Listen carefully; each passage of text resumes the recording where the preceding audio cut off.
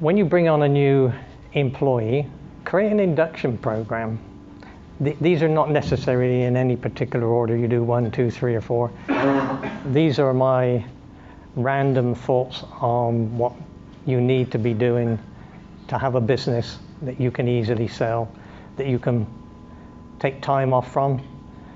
I mean, in our business, Chris and I would take off for a month or so, and we wouldn't get a phone call, we wouldn't get an email, and we wouldn't get a text message while we were away. And when I came back, there wouldn't be a pile of messages and there wouldn't be a pile of emails, because the business carried on without us. It wasn't all centered around us. So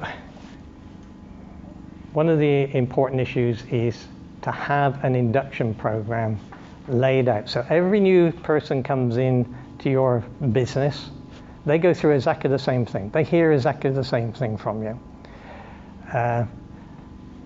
My staff could have quoted you chapter and verse exactly what I would say to every person we started, because they'd heard it that many times that they knew it as well as I did. But I didn't have to think about what it was that needed to be said to them.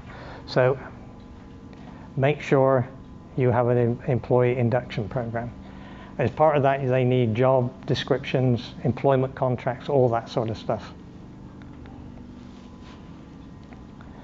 I jumped ahead a bit. Make sure everybody's got a job description. I was talking to a business owner, a fairly reasonable sized business. They've got a turnover in excess of $5 million. And we were talking about a problem that he was having. And he said, this doesn't get done. This is not being done. And I said, well, whose job it is? And he said, well, I think it should be Fred's. I said, does Fred know that? We said, well, he ought to. Well, how would he ought to? Well, common sense tells you that he ought to do it. Was it in his job description? What job description?